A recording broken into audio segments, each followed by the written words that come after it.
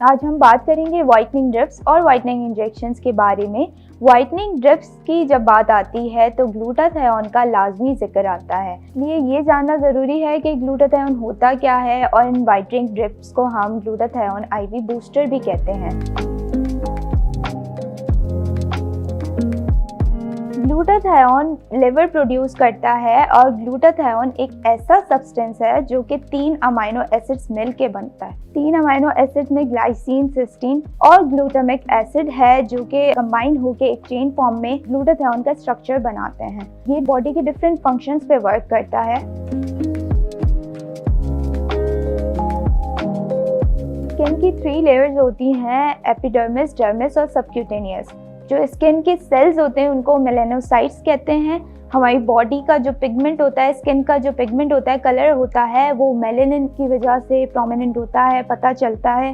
Skin کو identify میلانن کی وجہ سے کیا جاتا ہے کہ یہ میڈیم اسکن ٹون ہے، یا یہ لائٹ ہے، یا یہ ڈارک ہے۔ جن کا بہت ڈارک کلر ہوتا ہے، میلانن ان کی باڈی میں زیادہ پروڈیوس ہوتا ہے۔ جن کا بہت لائٹ ہوتا ہے تو ان کے میلانن کی پروڈکشن کم ہوتی ہے۔ تو یہیں پہ گلوٹاتھیون بیسکلی ورک کرتا ہے اینٹی آکسیڈنٹ کے طور پہ، اور بہت ساری اسکن کنڈیشنز ہوتی ہیں اس پہ ورک کرتا ہے۔ وائٹننگ ڈرپس کی فارم میں بھی ہم لے سکتے ہیں۔ وائٹننگ ڈرپس کی فارم میں اس کی بایو اویلیبلٹی 100% ہوتی ہے، اور باڈی میں جا کے all over the body work کرتا ہے، امیونٹی کو بھی بوسٹ کرتا ہے۔ کافی سارے پیشنٹس اس ٹریٹمنٹ کی طرف آنا چاہتے ہیں، اپنا کمپلیکشن بہتر کرنا چاہتے ہیں، اپنی اسکن کو فریش چاہتے ہیں، یوتھفل دکھانا چاہتے ہیں، تو وہ لوگ یہ سوچتے ہیں، وہ کانشیس ہو جاتے ہیں کہ لیٹر ایج میں اس کے کوئی سائیڈ ایفیکٹس تو نہیں ہیں۔ یہاں بات آ جاتی ہے کوالٹی کی۔ اگر کوالٹی اچھی ہے، امپورٹڈ پروڈکٹ ہے، اور کوئی کاپی فارم میں آپ یوز نہیں کر رہے، لوکل فارم میں یوز نہیں کر رہے، تو بیسٹ ہے۔ اور اس کے علاوہ پروٹوکالز کی اور پرسکرپشن کی بات آ جاتی ہے۔ ڈاکٹر آپ کو جو گائیڈ کرتا ہے آپ کو اسی کو فالو کرنا ہوتا ہے، اسی طرح سے اپنے سیشنز کنٹینیو کرنے ہوتے ہیں۔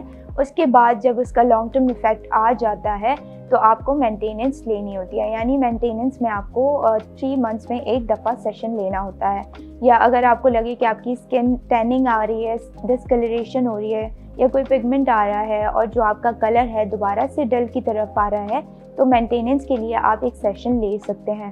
اس سے یہ ہوگا کہ جو آپ کا کمپلیکشن ہے اور جو آپ کی لائٹن اپ ہوئی ہے اسکن، وہ فیڈ آؤٹ نہیں ہوگی اور نہ فلکچویشن آئے گی، اور مینٹین رہے گا رزلٹ۔ وائٹننگ ڈرپس کے لیے جو ایج میٹر کرتی ہے، 20+ انڈیویجول وائٹننگ ڈرپس لگوا سکتے ہیں۔ اس کے علاوہ ایجنگ فیکٹر یعنی 50+ انڈیویجولز بھی لگوا سکتے ہیں۔ اینٹی ایجنگ کو کم کرنے کے لیے بھی یہ ڈرپس لگوا سکتے ہیں۔ اس کے علاوہ کینسر پیشنٹس بھی یہ ڈرپس لگوا سکتے ہیں۔ اینٹی کینسر سیلز ڈیولپ ہوتے ہیں ان کے تھرو، اور آپ کا جو ڈیفینس میکینزم ہے وہ امپروو ہوتا ہے اور اسٹرانگ ہوتا ہے۔ گلوٹاتھیون وائٹننگ ڈرپس اسکن کی ڈفرینٹ کنڈیشنز پہ ورک کر رہی ہوتی ہیں۔ بات کرتے ہیں ملازمہ کی، تو ملازمہ میں جیسے ہماری اسکن کے ڈفرینٹ سیلز ہوتے ہیں، اسکن کے سیلز کو ہم کہتے ہیں میلانوسائٹس۔ میلانوسائٹس پروڈیوس کرتے ہیں میلانن اور پروٹین۔ میلانن کی کمی کی وجہ سے آپ کی اسکن ٹین ہو جاتا ہے، سن ٹیننگ ہو جاتی ہے، اسکن ڈیمیج ہو جاتی ہے، اور ڈسکلریشن ہو جاتی ہے۔ ڈسکلریشن کنورٹ ہو جاتی ہے ملازمہ میں، اور وہ زیادہ ڈارک پگمنٹ بن جاتا ہے۔ تو گلوٹاتھیون آئی وی ڈرپس جو ہوتی ہیں اس کو لائٹن اپ کرتی ہیں، اس پگمنٹ کو ریڈیوس کرتی ہیں، اور ملازمہ کو ریڈیوس کرتی ہیں۔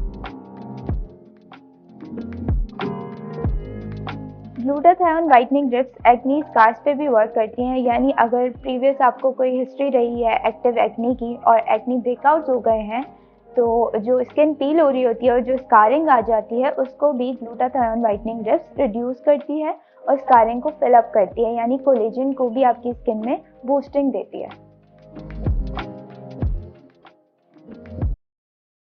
اسی طرح ویٹیلیگو کے جو پیشنٹس ہوتے ہیں، ملکی پیچز ہو جاتے ہیں، ان کے ڈسکلریشن ہو جاتی ہے میلانن کی کمی کی وجہ سے، تو وہ لوگ بھی وائٹننگ ڈرپس لگوا سکتے ہیں۔ ان کی کنڈیشن کو مزید ورسٹ میں نہیں جانے دیتی یہ ڈرپس، اور آئی وی بوسٹر پرووائڈ کرتی ہیں، یعنی امیون سسٹم کو اسٹرانگ کرتی ہیں۔